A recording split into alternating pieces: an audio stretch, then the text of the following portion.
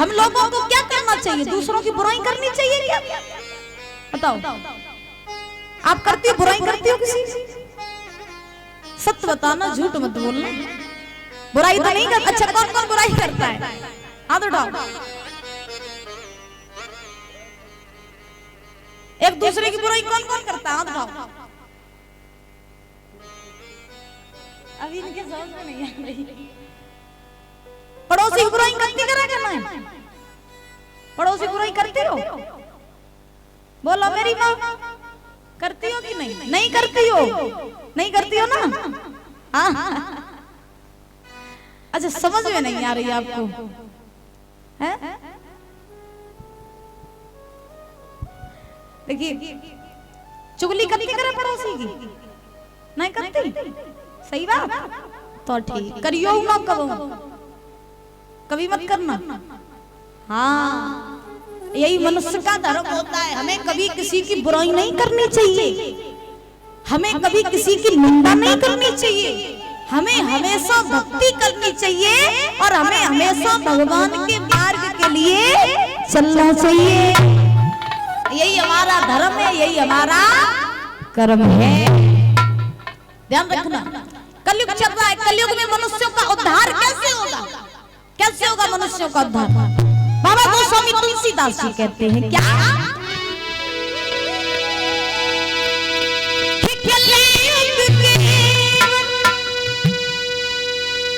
हरि नाम आधारा, हरि सुमिरन सुमिरन नर युक्त रही तारा। सिया राम सिया राम जय राम, सिया राम सिया राम जय राम।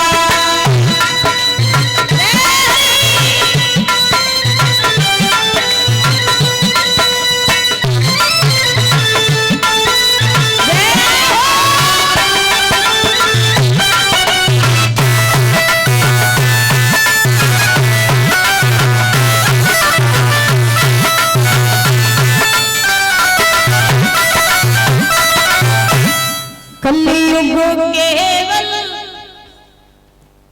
अरे नाम आधारा, अरे सुमिरन सुमिरन नर युक्त रही पार।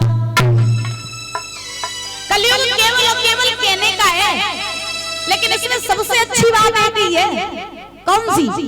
कलयुग में अगर एक बार भी आप भगवान का नाम भाव से ले लेंगे तो आप इस कलयुग से पार हो जाएंगे, भवसागर से पार हो जाएंगे।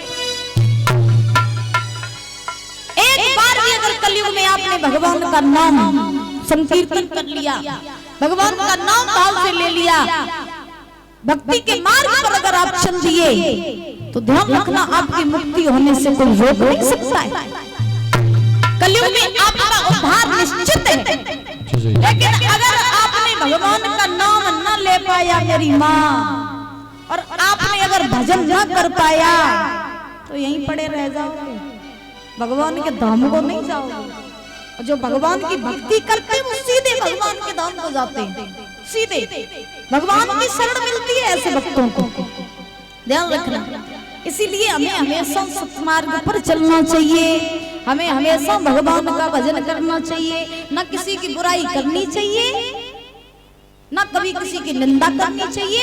हमें सिर्फ और सिर्फ अपने शरीर से मतलब होना चाहिए और अपने परमात्मा से मतलब होना चाहिए। संसार सारा मतलब का है भैया, यहाँ कोई किसी का नहीं है, न कोई किसी की पत्नी, न कोई किसी का पुत्र, न कोई किसी की पुत्री, यहाँ कोई किसी का नहीं है। अगर संसार में आपका कोई है तो वो केवल और केवल परमात्मा ही है। ये संसार आपको दिखाई दे रहा है ना, आपके घर परिवार वाले, आपके रिश्तेदार, आपकी पत्नी, पुत्री, पुत्र, बहन, भाई, ये सब क्या है? सब मतलब है, सब मतलब, कुछ भी यहाँ नहीं है, सब झूठा रिश्ता नाता है। कभी अकेले में बैठना और सोचना कि जो भाई बहन आज मेरे बने फिर रहे हैं कि हम तुम्हारे भाई हैं, तुम मेरी पत्नी हो, ये मेरी माँ है, ये मेरा पिता है, क्या तुम इनको साथ लेकर आए थे या फिर साथ लेकर के चले जाओगे? बताओ। आप अपनी बहन को, आप अपने बेटे को, आप अपनी बेटी को साथ लेके आए थे? जब आप लोगों ने जन्म लिया तो साथ लेके आए थे आप अपने घर परिवार वालों को? नहीं लेके आए थे ना। या जब आप मरोगे, जब आपकी मृत्यु हो जाएगी तो आपकी पत्नी, आपकी बेटी, आपका बेटा, आपकी माँ आपके साथ चली जाएगी? बोलो, चले जाएंगे? कोई नहीं जाएगा। फिर ये क्या है? ये सारा संसार झूठा है और सारा संसार मतलब का है। यहाँ कोई किसी का नहीं है, सब मतलब का है। अगर हमारा कोई है तो वो केवल और केवल परमात्मा ही है। दुनिया सब झूठी है। जब तक आपकी जेब में पैसा, तब तक रिश्ते नाते, और पैसा खत्म तो रिश्ते नाते भी खत्म। आज की दुनिया में अगर रिश्ता है तभी तक है जब तक आपके पास में पैसा, और पैसा खत्म तो रिश्ते नाते खत्म। आजकल बेटा अपने बाप से रिश्ता तभी तक निभाएगा जब तक बाप के नाम जमीन जायदाद, और जैसे ही बाप की जमीन जायदाद प्रॉपर्टी लड़के के नाम ट्रांसफर भई दादा, तैसे ही लड़का सीधी माता पिता की टिकट वृद्धाश्रम की कटाए दे, तब तुम जाओ, तुम आओ, काम खत्म।